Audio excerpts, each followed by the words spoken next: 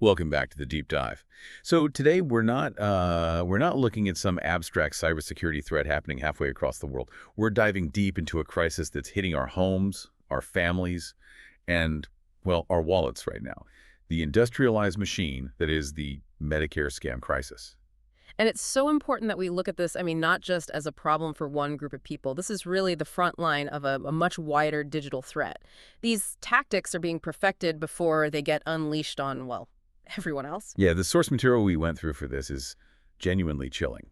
I think we all need to forget that old picture of a single con artist, Yeah. dialing numbers from a list. Scam calls have become industrialized. It's this relentless automated machine, and the scale of the theft it's just staggering. We're talking about an estimated annual toll on older adults alone hitting $60 billion. That's a Right. horrifying amount of money. And the frequency really shows you the assault they're waging. Seniors are now reporting these calls as often as every 14 minutes. That's a sustained high-volume operation, and it's growing. We've seen a 40% year-over-year increase in related complaints to the Better Business Bureau. Wow. So this isn't a nuisance anymore. It's a full-blown national crisis. So the big question then, and our mission for this deep dive, is how did this happen? How do we go from individual cons to this automated digital warfare? And why are seniors the test subjects here? And maybe most importantly, what can you do to protect yourself? So our sources really point to this idea that seniors are being systematically exploited as test subjects for all these new fraud techniques. It's like a testing ground before they roll them out to the general population. It feels very calculated. Oh, it's entirely strategic. Scammers are always looking for the path of least resistance, a place to perfect their scripts, validate their tech, and then scale up. And unfortunately, the older demographic often presents some specific systematic vulnerabilities that make them ideal for that initial phase. So what are those specific vulnerabilities? The ones they keep hitting time and time again? Well, we can probably break it down into about four main areas. First, on the tech side, you often have outdated privacy settings, maybe older security protocols on devices, and they might be using older accounts with institutions that just have weaker digital defenses. Okay, that makes sense. And second, and this is a huge one, is the behavioral factor. There's just a higher level of trust in authority figures and institutions. Right. You're talking about that authority bias we've discussed before. Exactly. It's how we're wired. Someone says, "I'm calling from Medicare services," and that statement, especially when it's delivered with confidence, it short circuits our critical thinking. You automatically assume they're legitimate because of the title they claim. Which makes the deception incredibly powerful. It does. And then finally, there's often less familiarity with the really sophisticated digital tricks that younger people, who grew up online might spot more easily. Things like spoofed URLs or complex phishing emails. Right.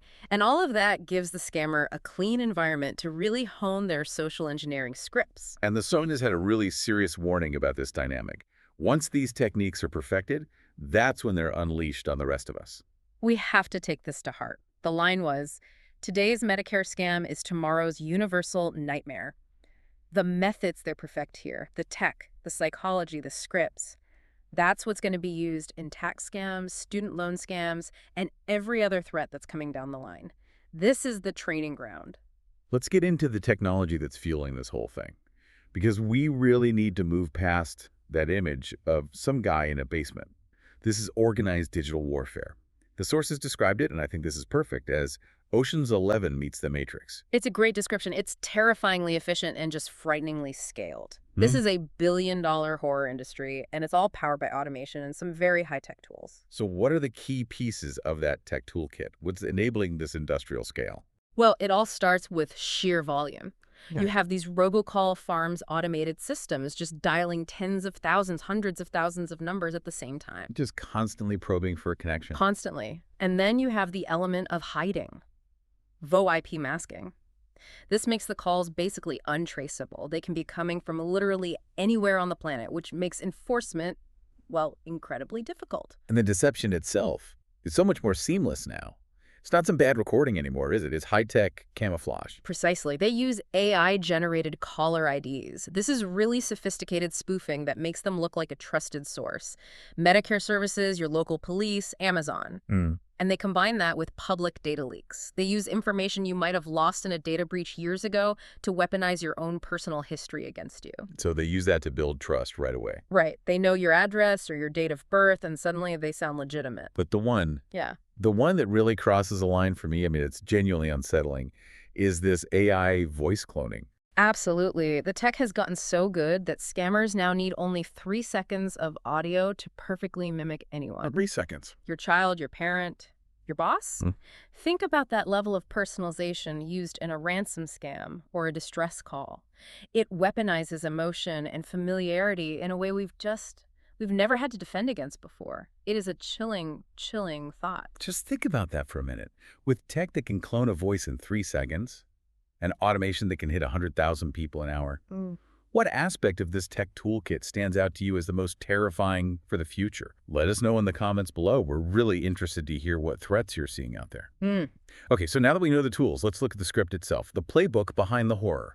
This isn't just luck. It's executed with, like, surgical precision. It plays out in 4 very calculated acts. And every single act is engineered to bypass your logical brain and go straight for your emotional, instinctual side first.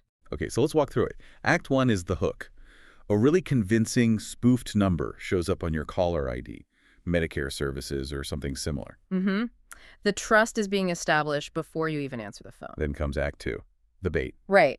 The caller introduces some kind of urgent opportunity or, more often, a threat. They'll say something like, you have unclaimed benefits that are expiring, or we have to update your coverage to prevent cancellation. Urgency is everything. And that leads to Act 3, the trap. This is the moment they get what they want. It's the data extraction. They ask for seemingly innocent verification, your full name, date of birth, your Medicare ID, maybe your address, the keys to the kingdom. And then Act 4, the kill. In under 60 seconds, your identity is compromised, all disguised as a helpful, friendly benefits call. It's the perfect, scalable digital crime. And the reason it's so effective is, well, it's because these scammers are basically acting like behavioral psychologists. They're using what the source called inception-level mind control over the phone. They really are. They systematically trigger these powerful cognitive biases we all have. We already talked about authority bias. That gets them in the door. But then they hit you with loss aversion.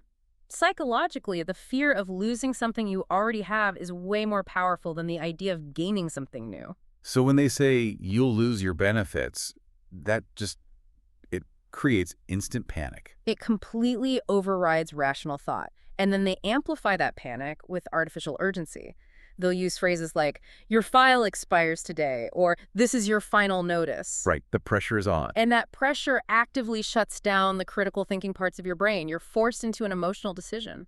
And the final piece, the thing that makes it all feel real, is when they use those stolen data points, the confirmation cues. Exactly. When a scammer says, I see you live at your address using data they got from a breach somewhere, it creates this powerful illusion of legitimacy. You think, well, they must be real, they have my information. It's a completely engineered and constantly refined process. Okay, so if you've been listening and maybe thinking, well, I'm not on Medicare, so I'm safe, you absolutely need to listen to this next part. We've established that these Medicare scams are the patient zero, right? This is where all the tactics get perfected and tested. You can really think of it in biological terms. What works on one group becomes the template for a mass digital infection. It's like a virus. It always looks for new hosts. The playbook they perfected to steal Medicare IDs is now being used everywhere. So what does that spreading virus look like for the rest of us in the real world? The list is, well, it's unfortunately very long. IRS refund scams use the exact same playbook. They just swap one government authority for another. Same script, different logo. Exactly. Amazon account fraud triggers that identical suspicious activity panic. They use the same urgency tactics in bank impersonation scams, social security threats. They're all weaponizing authority and panic against you. The template is universal. The second they figure out how to efficiently trick someone into giving up a Medicare ID using urgency and authority, they immediately apply that same social engineering framework to get you to give up a bank login or your social security number. That's how this whole thing scales. And because these digital threats are shifting constantly, I mean, they're evolving daily, the only real way to defend yourself is to stay ahead of that curve. You have to know what's coming next. That's absolutely right. And since that defense needs constant real-time updates, especially as these industrial threats evolve, we strongly encourage you to subscribe to our YouTube NCWEBDEV channel right now. We cover all the new security updates, digital wellness tips, and our comprehensive annual digital cleanse series. You really don't want to miss that critical info. Make sure you hit subscribe so you can keep your digital fortress updated. All right, now for what might be the most crucial part of this deep dive. The survival guide. You can't stop the robocall farms from dialing, but you absolutely can build an impenetrable fortress around your life. So we've put together a 5-point protection framework, your survival guide, against these digital predators. This is all about proactive defense. It's about using technology to fight their technology and building a mental firewall to shut down their psychological games. Okay, let's start with number one, the big one. The anti-authority bias defense. Right. This is the verification rule. Never, ever, under any circumstances, trust an incoming call claiming to be from a government agency or a bank asking to verify information. Hang up immediately. The key is you have to be the one to call the official number back, the one on their actual website or on a bill or statement. You establish the secure connection, not them. Okay, rule 2 is about locking down your core data. We call that identity lockdown. This means freezing your credit with all 3 major bureaus. It means turning on multi-factor authentication or MFA everywhere you possibly can, and crucially, doing a deep clean. Deleting old, unused online accounts that are just sitting there like ticking time bombs waiting for the next data breach. And since the calls themselves aren't going to stop, we need our own tech fighting back. That's phone-level protection. Activate every spam filter and call authentication tool your phone carrier offers. Let the algorithm fight the robocall farm for you. Let technology fight technology. Point 4 is so important for protecting the vulnerable people in our lives who might not have heard this. Yes. The family awareness loop. You have to teach your vulnerable family members these red flag phrases. Sit down with them. Explain the psychology, that urgency is the scammer's biggest weapon. Knowledge is the only real shield. And finally, making defense a routine, not just a one-time thing. That's the annual digital review. Make it a yearly ritual, just like changing your smoke alarm batteries. Delete old accounts, update your passwords to complex passphrases, and tighten all those privacy settings on social media and your devices. Let's just quickly review those red flags one last time. The actual language of the predators. If you hear these phrases, your alarm should be going off. You're eligible for unclaimed benefits. We need to verify your identity for updated coverage. Your account is at risk of cancellation. This is your final notice. Or that classic trap. We already have your information, we just need to confirm. The bottom line, the essential truth here, is that if a caller is using urgency, fear, or pressure, it is a scam. Full stop. Real government agencies send letters. Real companies respect your time and your security. They don't operate like that. So we've uncovered a huge digital threat today. These things evolve constantly, and our protection has to evolve right alongside them. What starts as a Medicare scam is just the testing ground for tomorrow's universal identity theft. But, understanding the industrialized nature of this attack, that's what transforms you from a potential victim into a secure victor. Stay informed, stay secure, and protect your entire digital identity. The knowledge we've shared today, it starts with Medicare, but the defenses you build will protect your entire digital life. At the end of the day, the call you don't answer, that might just be the one that saves everything. And to make sure you have the definitive tools to protect the most vulnerable people in your life, your parents and your grandparents, we've created a resource just for you. You can download our free Medicare Scam Protection Checklist, which distills all of these points into a simple, easy-to-use guide. The link to download that checklist is right there in the pinned comment below this deep dive. We'll see you next time.